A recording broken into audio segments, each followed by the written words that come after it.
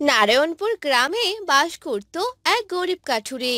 গ্রামে সে আর তার বউ লক্ষ্মী বাস করত।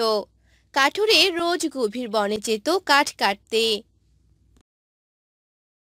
গিন্নি, ও গিন্নি, কোথায় গেলে? এই তো আসছি, দাঁড়াও। বনে যাব কাঠ কাটতে, দেরি হয়ে যাচ্ছে যে। এই নাও কিছু খাবার, সাবধানে থেকো। তারপর কাঠুরে কাঠ কাটতে বনে যায়। আর কিছু কাঠ কেটে সেদিন ছিল অনেক গরম। খুব গরম লাগছে। এদিকে তৃষ্ণায় যে বুকটা ফেটে যাচ্ছে। কি করব বুঝতে পারছি না। আশেপাশে তো নদ নদী জলাশয় কিছুই দেখছি না। যাই, একটু সামনে এগিয়ে দেখি কোনো জল পাই কিনা। এই বলে কাঠুরে হাতে কুড়াল নিয়ে সামনের দিকে যেতে শুরু করলো। কিছু দূর যেতেই কাঠুরে একটি ডাব গাছ দেখতে পেল। হাঁটতে হাঁটতে অনেক দূর চলে এলাম, কিন্তু কোথাও তো একটু জল পেলাম না। ওই তো, ওই তো একটা ডাব গাছ দেখতে পাচ্ছি। যাই, ওখান থেকে একটা ডাব পেড়ে নেই।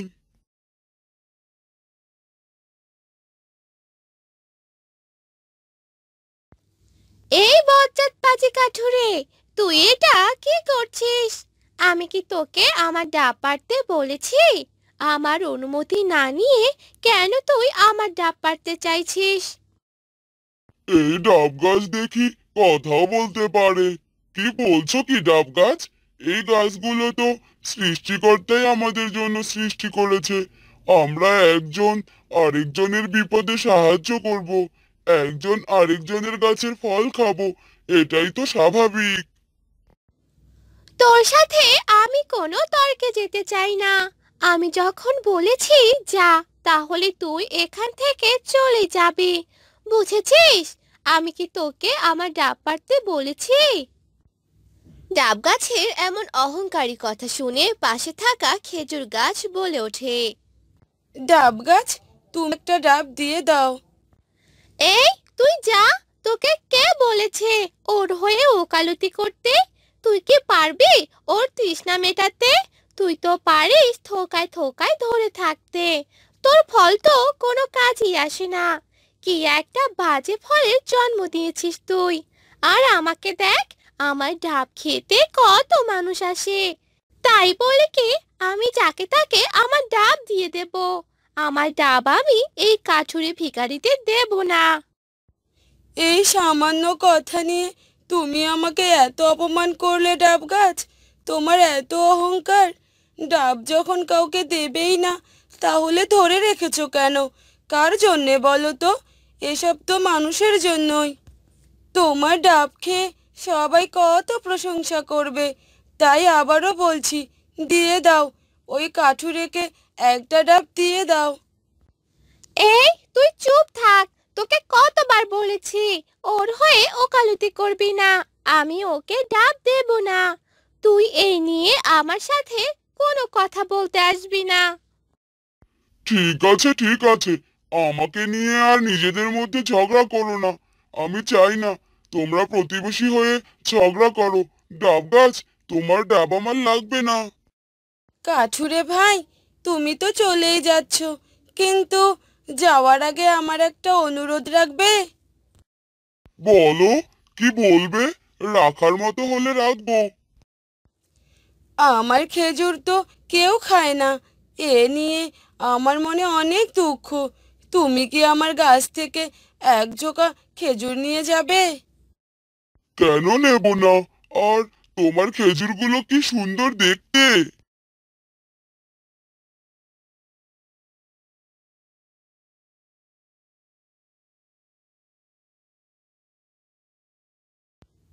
এ কথা বলে খেজুর গাছ থেকে এক ঝোপা খেজুর নিয়ে বাড়িতে চলে যায়।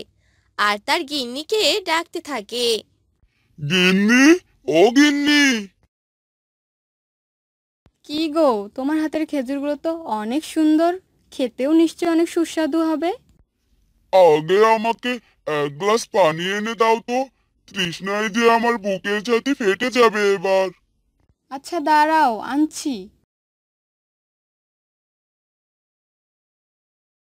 এই নাও জল।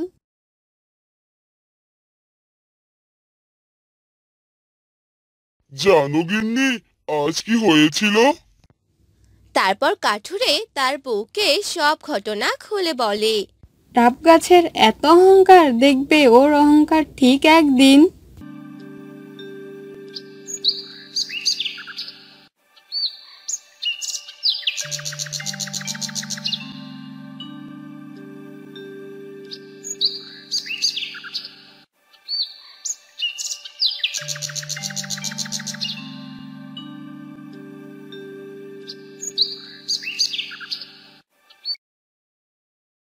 কাঠুরে আবার কাঠ কাটা শেষ করে সে রাস্তা ধরে বাড়ি ফিরছিল।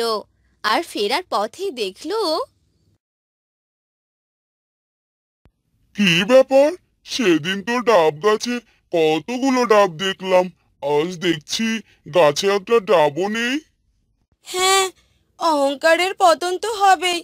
তুমি যেদিন চলে গিয়েছিলে সেদিন বাগানের মালিক এসে সব ডাব জোর করে পেরে নিয়ে যায়। কাঠুরে ভাই, আমাকে ক্ষমা করে দিও। আমি আমার ভুলটা বুঝতে পেরেছি। আমি আর কখনো কারো সাথে অহংকার করব না। তুমি যে তোমার ভুল বুঝতে পেরেছো, এটাই অনেক। মনে রেখো, অহংকার পতনের মূল। আমি চাইবো তুমি তোমার গাছের ফল দিয়ে অসহায় তৃষ্ণার্ত প্রতীকদের আমি চাইবো তুমি তোমার গাছের ফল দিয়ে অসহায়।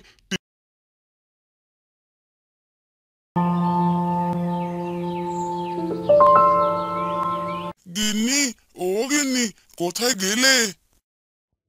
কি হয়েছে, ডাকছো কেন? বাহিরে গিয়ে দেখো তো, এত চেঁচামেচি কিসের? আমার তো মাথা ব্যথা হয়ে যাচ্ছে। গ্রামের সবাই একটু সমস্যার মধ্যে আছে, আর তারা তোমার কাছে সাহায্য চাইতে এসেছে। আর তুমি কি না তাদের সাহায্য করছো না? এই নিয়ে তারা তোমার কাছে কতবার এলো। না না, আমি কাউকে সাহায্য করতে পারবো না। তুমি হলে গ্রামের মোড়ল, আর তুমি যদি সবাইকে সাহায্য না করো, তাহলে আর কে সাহায্য করবে বলো তো? আমি এত কথা শুনতে চাই না, তুমি তাড়াতাড়ি সবাইকে বিদায় করো। এ কথা শুনে মোড়লের বউ সেখান থেকে চলে গেল। আর মোড়লের বাড়ির চাকর বাহিরে গিয়ে সবাইকে বলতে লাগলো।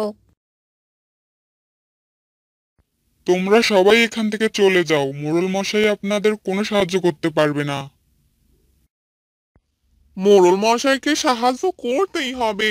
মোড়ল মশাই যদি আমাদের সাহায্য না করে, তাহলে আমাদের না খেয়ে মরতে হবে।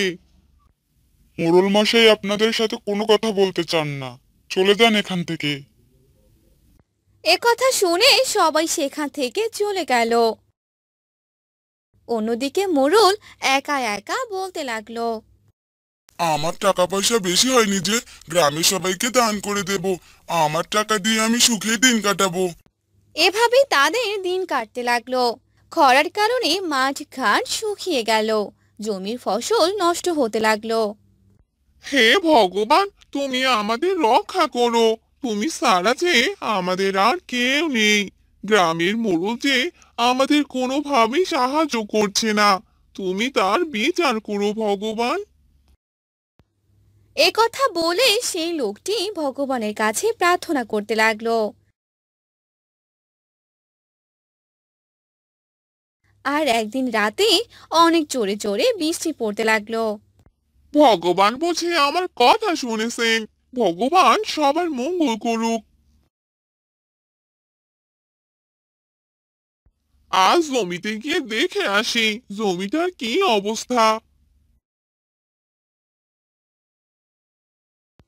সেই লোকটি তার জমিতে গেল আর দেখাশোনা করতে লাগলো। অন্যদিকে মোড়লের বাড়িতে এক সাধু বাবা এলো। বাড়িতে কেউ আছে? মারে, আমায় একটু জল দে তো। আরে সাধু বাবা, আপনি আসুন, ভিতরে আসুন।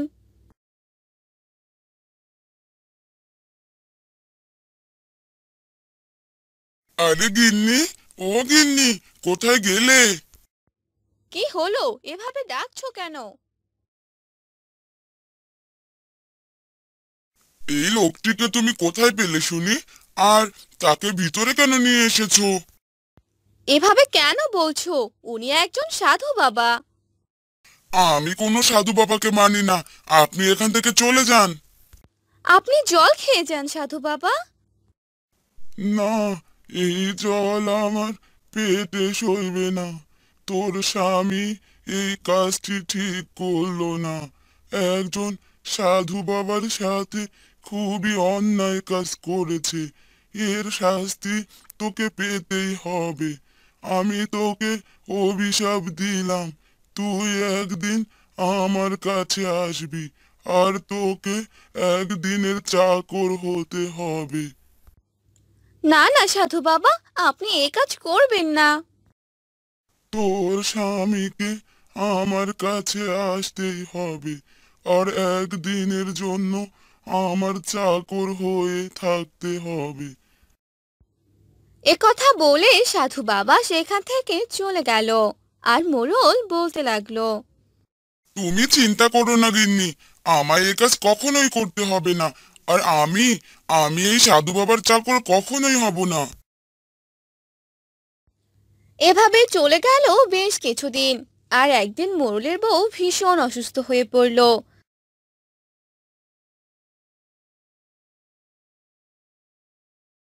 আর একদিন এক কবিরাজ মোড়লকে বলল, তোর বউকে বাঁচানোর একটি উপায় খোলা আছে। কি সেই উপায় কবিরাজ বাবু? আমি সেই কাজ করতে রাজি আছি। আমার স্ত্রীকে যে আমার বাঁচাতেই হবে। সাধু বাবার কাছে একটি মলম আছে।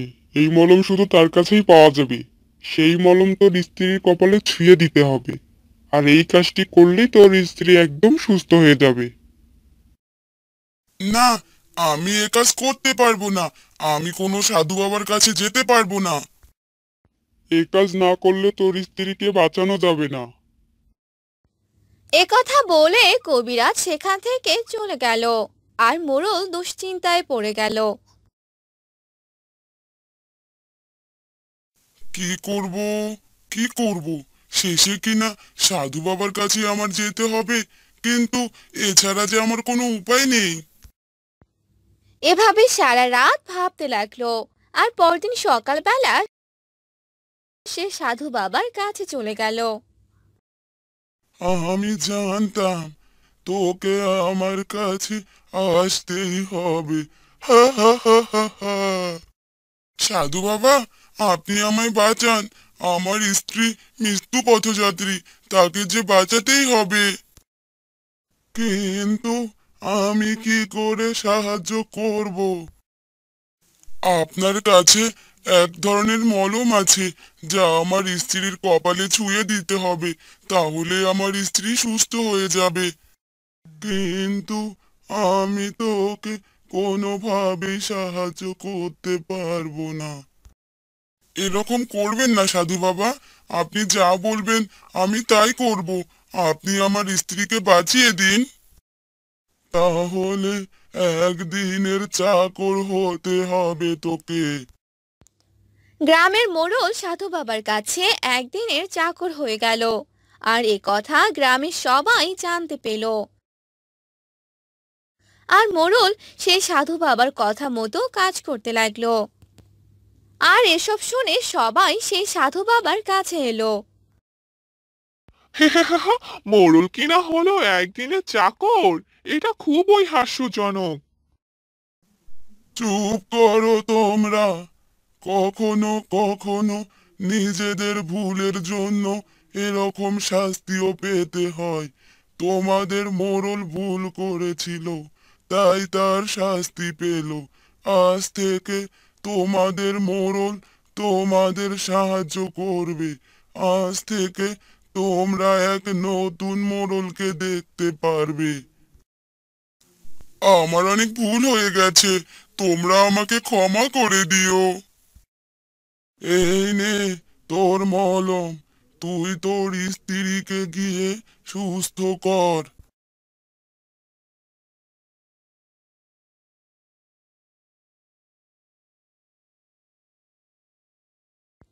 এরপর মোড়ল সেই মলম নিয়ে বাড়িতে এলো আর স্ত্রীর কপালে ছুঁয়ে দিল, আর মোড়লের স্ত্রী একদম সুস্থ হয়ে গেল। হ্যাঁ গো, দেখো আমি একদম সুস্থ হয়ে গেছি। হ্যাঁ গিন্নি, তুমি আমায় ক্ষমা করে দাও, আমি আর কারো সাথে খারাপ ব্যবহার করব না। এভাবে মোড়ল তার ভুলগুলো বুঝতে পারলো। মোড়ল তার গ্রামবাসীদের নিয়ে সুখে শান্তিতে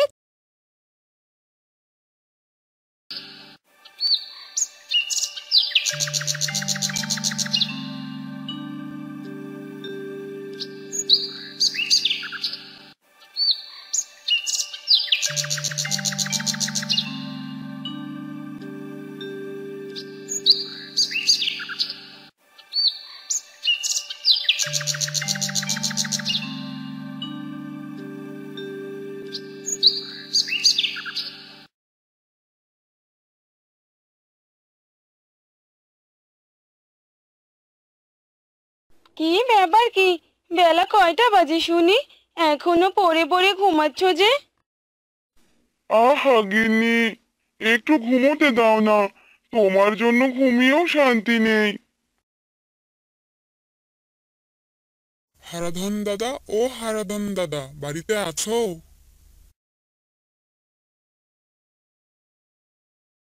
রমেশ দাদা যে, আপনার দাদা এখনো ঘুমাচ্ছে? দাদার জমিতে এখনো চাষ দেওয়া শেষ হয়নি, কালকে সবাই জমিতে জল ঢুকাবে। জল হলে তো ওই জমিতে আর চাষ করতে পারবে না, আর বীজও রোপণ করতে পারবে না। আচ্ছা দাদা, আপনি যান, আমি ডেকে দিচ্ছি।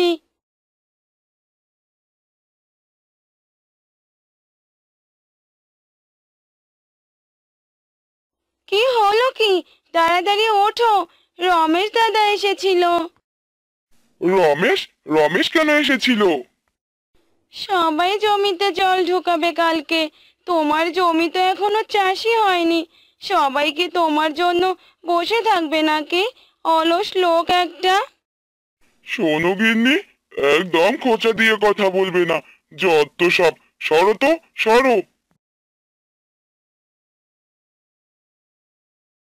হারাধন একটি কোদাল নিয়ে মাঠে যায় আর তার জমি চাষ করতে থাকে। তখনই সেখানে গ্রামের মোড়ল চলে আসে। কিরে হারাধন, কি করছিস কি? কি আর করব, মাঠে হাডুডু খেলছি আর কি।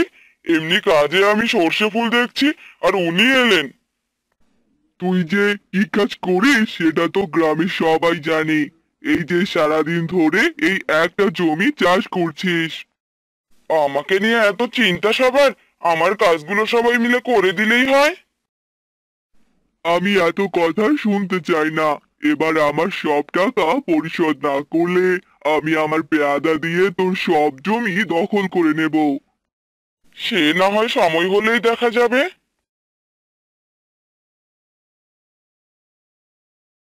এই গরমে মানুষটা কি যে করছে! যে গরম পড়েছে! ওই তো চলে এসেছে। কি গো, সব জমি চাষ দেওয়া হলো?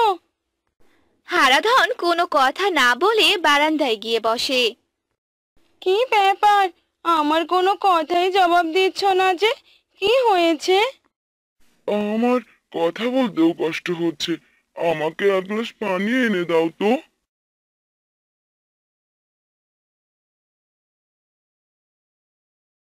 এ হলো অলস মানুষের কাজ। একদিন একটু কাজ করে ওনার নাকি জীবন শেষ। শোনো গিন্নি, একদম খোঁচা মেরে কথা বলবে না।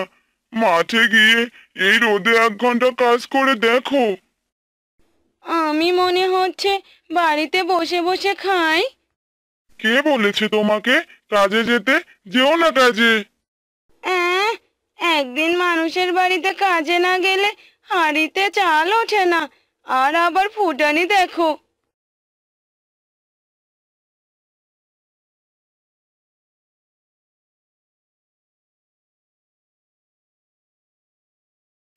শুধু তো কালকের দিনটাই আছে।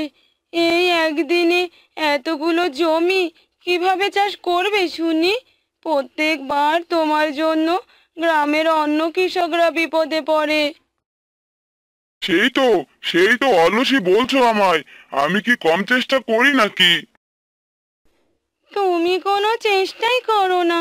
আসলে তোমার কোনো ইচ্ছে শক্তিই নেই। যদি থাকতো তাহলে প্রতিবার গ্রামের মানুষদের অমন কথা শুনতে হতো না। কি বললে? আমি ইচ্ছে করেই করি না? আমার ইচ্ছে শক্তি নেই? থাকো তুমি তোমার বাড়িতে, আমি আর কখনো ফিরবো না। হারাধন রাগ করে বাড়ি থেকে বের হয়ে যায়। এই দাঁড়াও দাঁড়াও, এই রাতের বেলা কোথায় যাচ্ছ তুমি? শোনো। হারাধন তার বউয়ের কোনো কথাই শোনে না, আর সে হাঁটতে হাঁটতে একটি জঙ্গলের মাঝে চলে যায়। সবাই আমাকে অলস বলে, আমি নাকি ইচ্ছে করে এসব করি। থাক, সবাই ভালো থাক, আমি আর ওই গ্রামে কখনো যাব না। কে ওখানে এত রাতে এই জঙ্গলে মানুষ? গিয়ে দেখি তো ব্যাপারটা। কে তুমি এই মাঝরাতে এখানে বসে একা একা কি বলছো? কে কে কে কে তুমি? আমি হলাম প্রকৃতি কন্যা, এই বনেই আমি থাকি। কি হয়েছে তোমার? হারাধন তখন সব কথা পরীকে বলে। ও আচ্ছা, এই ব্যাপার। তুমি কোনো চিন্তা করো না। এই নাও জাদুর কোদাল। এই কোদাল দিয়ে তুমি খুব দ্রুত কাজ করতে পারবে। এবার ফিরে যাও। তোমাকে অনেক ধন্যবাদ পরি, তুমি আমার অনেক উপকার করলে। এই উপকার আমি কখনো ভুলবো না। এরপর হারাধন বাড়িতে ফিরে যায়, আর বাড়ি ফিরতে ফিরতে তার সকাল হয়ে যায়। সে বাড়িতে না প্রবেশ করে সোজা মাঠে চলে যায়, আর মাঠের সব জমি চাষ করে ফেলে। কি ব্যাপার হারাধন দাদা, এ কিভাবে সম্ভব? তুমি একদিনে এত জমি কিভাবে চাষ করলে? কাজ করলেও তোদের সমস্যা, না করলেও তোদের সমস্যা। আরে না না, এবার ভালোই হলো, দেখবে তোমার জমিতে অনেক ভালো ফসল হয়েছে।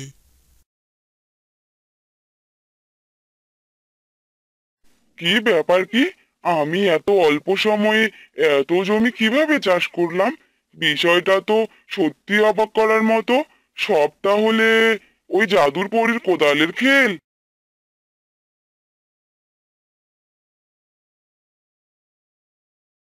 কিরে, শুনলাম তুই নাকি একদিনেই সব জমি চাষ করে ফেলেছিস। এই জন্য দেখতে এলাম। দেখতেই তো পাচ্ছেন, এবার আর আপনার টাকা ফেরত দিতে কোনো সমস্যা হবে না। ছোটবেলায় বাবা নাম রেখেছিল হারাধন, তাই নাকি আমার কাছে ধন ধরা দেবে না। এবার আমি দেখিয়ে দেব এই হারাধনের কাছে গুপ্তধন কিভাবে ধরা দেয়।